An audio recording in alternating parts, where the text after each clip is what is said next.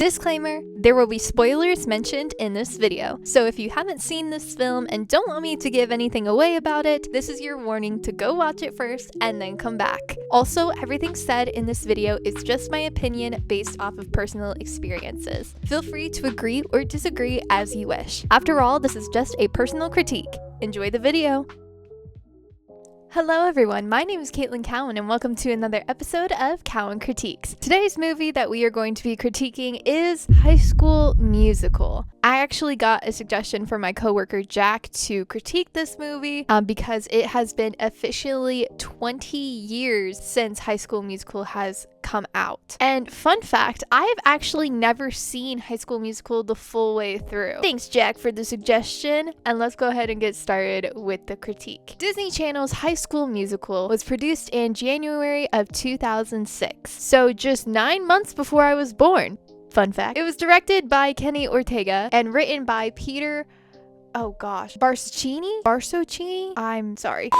Another fun fact, I'm just full of fun facts today. Peter wrote the High School Musical movies for his daughter to entertain her. Aw, so sweet. And High School Musical stars Zac Efron and Vanessa Hudgens. Oh, hello. My cat has come to join us, so if you hear a ringing of a bell, that is my cat. You did this to yourself. Do you have anything to say about High School Musical? Thank you, Bagheera. You're so wise. I think his love tap from his forehead means he likes the musical. Okay, I'm putting you down. Starring Zac Efron as Troy and Vanessa Hudgens as Gabriella, aka our main characters. The story starts out at New Year's Eve at a teen party where Troy is being way too obsessed with basketball and Gabriella being too obsessed with books. Because they're so obsessed with these things, their parents make them go to a teenage party. I wish my parents were that cool. Actually, I don't want to go to parties. And I don't particularly see anything wrong with being obsessed with that, but I'm an introvert, so what would I know? So they're having karaoke at this party, and conveniently, Troy and Gabriella get picked to sing a duet together, and what do you know? They're so good at singing. Honestly, if you did just put like a random couple up there to like sing a random song, I guarantee that they probably wouldn't even know the song. But this brings us to our first song of the musical, Something New. So after sharing a moment between each other, they exchange numbers and they never see each other again. Isn't that so fun when you meet someone you really like and then you give them like your social media or your information and then you never see them again or hear from them again? Yeah, good times. Until 1 week later, when Gabriella is transferred to East High, where Troy goes to high school, which they totally stole this idea from Greece. Whatever. Anyways, in their first class together, they both got 15 minutes worth of detention for being on their phones. 15 minutes. Like, that's it. That's all they got. Like, also, that class lasted literally 3 minutes. I understand this is a movie, but gosh, no wonder everyone loved this movie, because the classes were literally so fast. I hate how in every high school movie, they make the theater teacher sit on a throne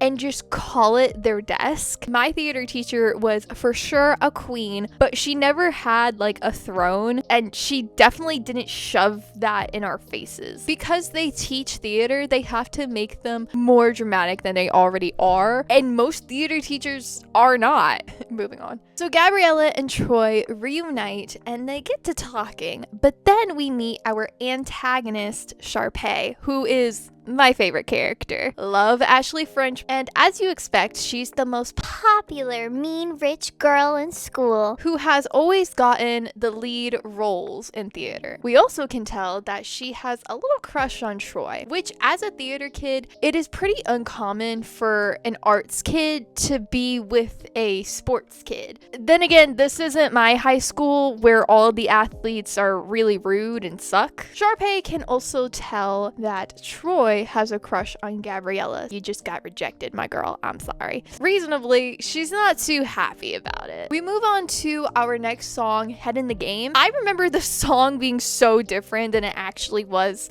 when I watched the movie. I just don't like it because it has like the worst dribbling sound effects ever. Like they don't match up with the actual dribbling, and it just sounds so bad. I'm sorry. You know how musicals focus on both the music and the sound that's being made in the background, you know, where the folly guy / girl would be having a blast. It's just the song. You can't even hear like their footsteps. Like, how is that accurate? Number one, I don't know why I keep asking that question. And number two, it doesn't sound good at all. It squeaks that go with like the beat of the song, but not like the actual choreography. But man, I gotta take notes on what not to do if I want to make a musical. The whole point of the song is because Troy is trying to focus on basketball because there's a big game coming up, but he can't help but think about Gabriella and wonder if he's starting to like singing more than basketball. A really important emphasis on like singing in general, not theater. I don't know why this high school doesn't have like a choir. Like, if you want to do singing, then you would most likely go towards the choir side of performing arts, not the theater side, because, you know, theater is just way more than singing, which this movie does not make that clear at all. Whatever. So Troy keeps checking to see if Gabriella is going to sign up for the musical, like for the auditions, because if she does, he will too. And Sharpay and her brother Ryan are getting suspicious of them, specifically Gabriella, and decides to do the most teenager thing ever, Googling her. They find out that she's really smart and loves pie. That's a quote from the movie. Just because she knows the number pi, Sharpay is just like, after all, she does love pie. Sharpay decides to print out an article about Gabriella winning an award and puts it in Taylor's locker. And this makes Taylor really excited about Gabriella because she's really smart, and she basically begs Gabriella to be on the academic team. Gabriella, she's kind of rejecting it a little bit because she doesn't want to be seen as like the smart girl anymore, because that's all she was back in her old hometown, and she doesn't want to be that way here. But we'll come back to this later. Troy sneaks away from basketball practice and watches the auditions with Gabriella. At the last minute, they decide to sign up, but ultimately get rejected. But it's okay because they're nice to Kelsey, aka the one who wrote the musical they're going to perform, and they end up singing anyway. And because they were singing, they end up getting a callback audition. But then the whole school ends up finding out, and Sharpay is very upset about this, along with Troy's best friend Chad. Of course, his name is Chad. So at lunch, instead of anyone eating anything, as usual for movies, we then get our next song, Status Quo. And this song gives us a prime example of how truly judgmental high school can be, where a basketball player loves to bake, a nerd loves to dance, and an airhead skater loves to play the cello. And all of these things just don't line up with the hobbies they're good at, and is immediately shut down by their so-called friends. Now, to be honest, this was 20 years ago, but nowadays, unless you really stand out, like wear a fursuit to school or something, I don't know, people actually don't care what you're good at or what your hobbies are or what you like. Now, were theater kids ever judged? Of course, but also so were sports kids for being even more annoying. And it's so annoying that this kind of thing is still so common in movies today, where if you do something different, it's automatically wrong by society's standards. But of course, nowadays, it really does depend on what you're doing. No one cares. But at the same time, there are certain people that care, but the ones that do care and have to critique your every move, those kinds of people are just looking for their own entertainment, and the only entertainment they find is by picking on you for being weird because you're a theater kid. Everyone does get judged. Like, everyone. Like, I can't tell you how many times my boys' basketball team at my high school were judged so much because they would never win a game. But it wasn't because of, like, their skill and talent. It was actually based off of their personalities and whether they were good sportsmen or not. But that was most of the athletes. But that's just from my experience. But what really bothers me about the song is that they tried to make a cello sound like an electric guitar.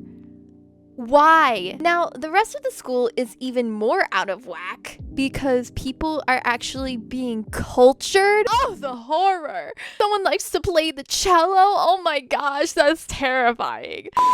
Fasting forward, there's this funny scene in between the movie where the basketball guy named Zeke, who loves to bake, is trying to flirt with Sharpay, and she says the funniest line ever. He looks at him and goes, "Evaporate, tall person." I'm gonna use that on my brother the next time I see him. Anyways, so we get to see Troy and Gabriella's relationship grow by skipping class together and going to the roof. There they have a conversation about discovering who they really are, not putting a label on themselves. Gabriella says, "At my other schools, I was the freaky math girl. When I was singing with you, I just feel like a girl." and Troy follows this up with, "And you look like one too." "Thank you, Troy."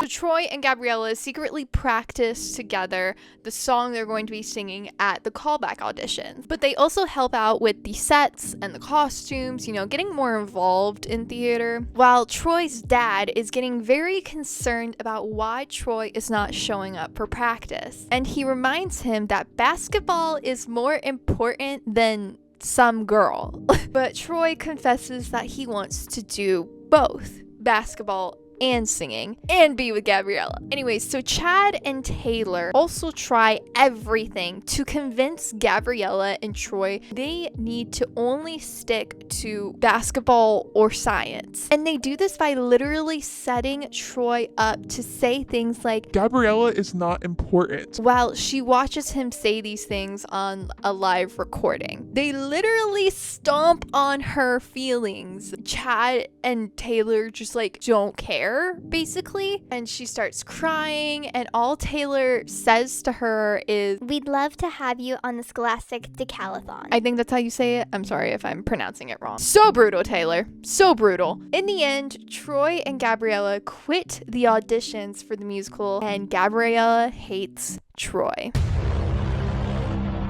So with them all being depresso espresso, Taylor and Chad start to realize that they made a huge mistake. And turns out Sharpay actually wasn't the main antagonist all along. It was the best friends of the main characters, which is a huge life lesson. And I kind of liked this twist because it shows a bit of reality into Disney Channel. Friends can hurt you just as much as your greatest enemy, if not even more, because they know you so much better than your greatest enemy might. So Taylor and Chad devise a plan to bring Troy and Gabriella back together by admitting what they did was wrong and apologizing. But it doesn't work. Shocker, because they literally stomped on her feelings. So Troy ends up going to Gabriella's house and sneaks into her balcony like a creep and sings to her, which you would think would be so romantic, but I don't know. I just it's just kind of weird to me because they don't fully know each other. I mean, yeah, they spent a lot of time together, but that doesn't mean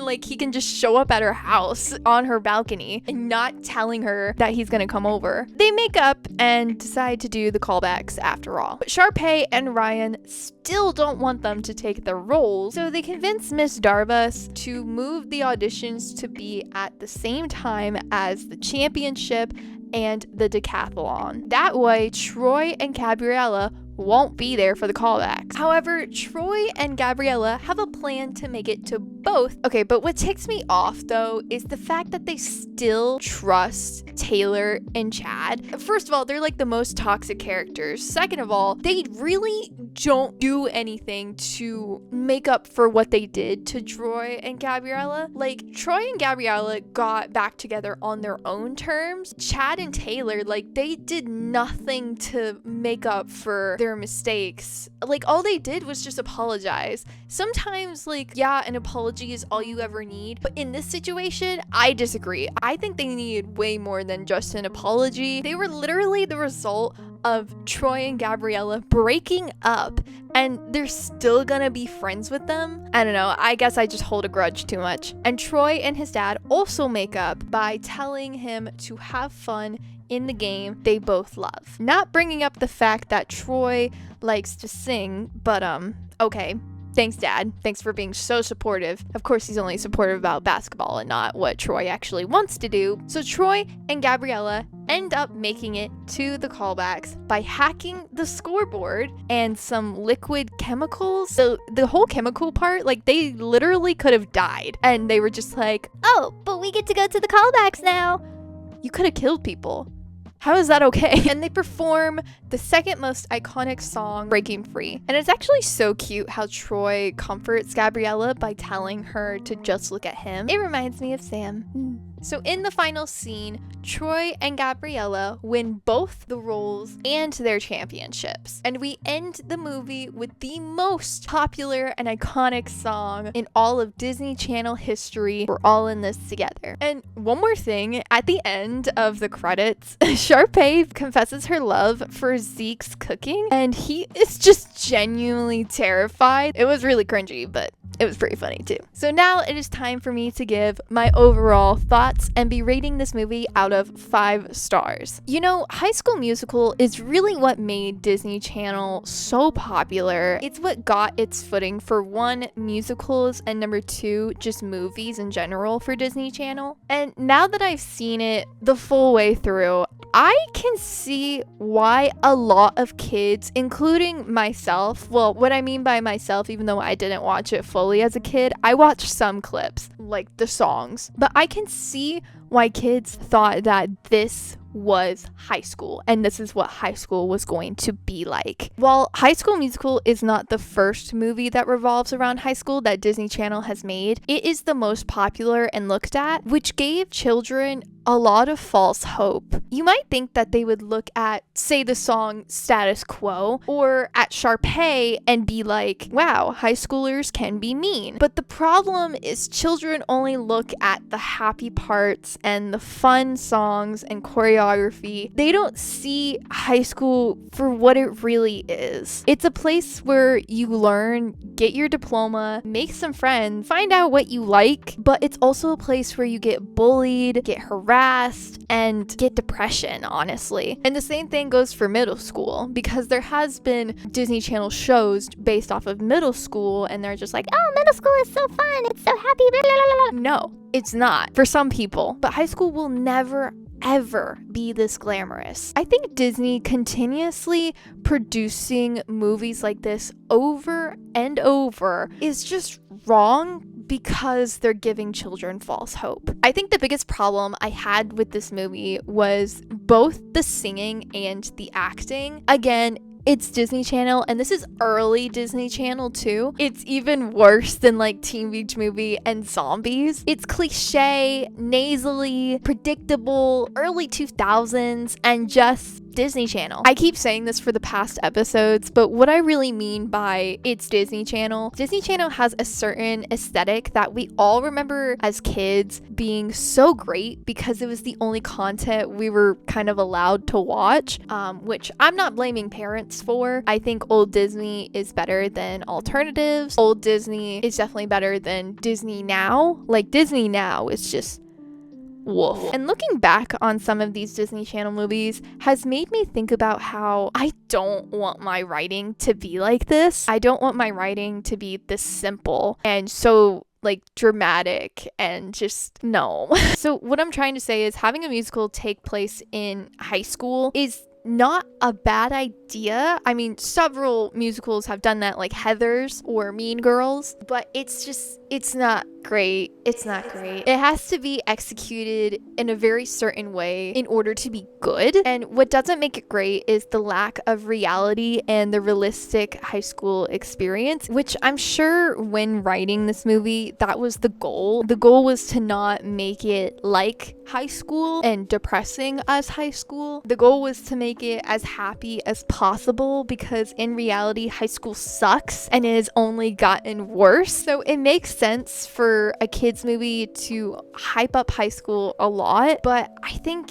like you have to come to terms at some point with how the world really is and continuing to grow. Another thing that I didn't like too much was the songs. I know the songs are so iconic and I don't know, they just weren't my style. I know so many people are gonna bash on me for that, but it's not my kind of music, so it lost a star from me on that account. Another thing was the audio in general. I'm a big audio person. I first started my my creative skills with audio. My mom is a sound engineer. Audio is pretty big to us. When watching this movie, the audio was just not there most of the time. It just wasn't there. I mean, it really hurt my heart for not being able to hear footsteps when I was watching the characters and actors.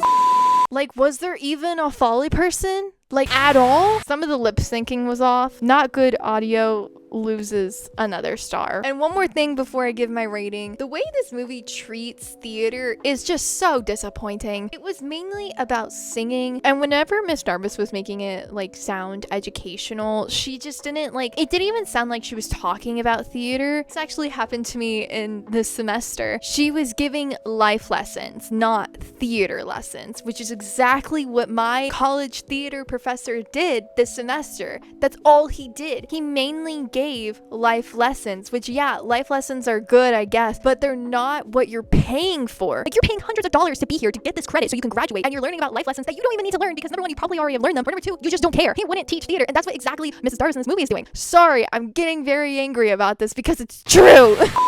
Theater is just so much more than that, and I wish that they touched base on that a bit more. And that leaves my overall rating to 1.5 stars. I'm sorry. 1 star for making a musical sort of about high school because it's kind of a cool concept and it was very iconic. And 0.5 star for the love story between Troy and Gabriella. As someone who mainly writes love stories, I did kind of enjoy that a little bit, but it only gets 0.5 star. Like, the whole ordeal of them breaking up could have been solved really easily if they just communicated with each other more than they did with Chad and Taylor. But yeah, the songs weren't really my style. I'm sorry. And the acting also wasn't the greatest, even though this is really what started these actors' careers. What really just lost a lot was the audio in general and how they turned high school into this paradise. With all that being said, High School Musical is still so iconic to this day, still loved by so many people, but unfortunately, I'm not one of those people. I'm sorry. I didn't feel that moved with this movie. I expect a movie to move me. With this movie, I felt more angry than anything. And again, this is just my opinion, and you don't have to agree with me if you don't want to, but feel free to let me know your thoughts in the comments. I hope you guys have enjoyed this episode of Cowan Critiques. If you have any movie recommendations, please leave them in the comments. Get ready for a summer full of more of these videos because I'm currently not working. I have a lot of free time on my hands, but I will see you guys in our next film or Cowan Critique. Bye bye!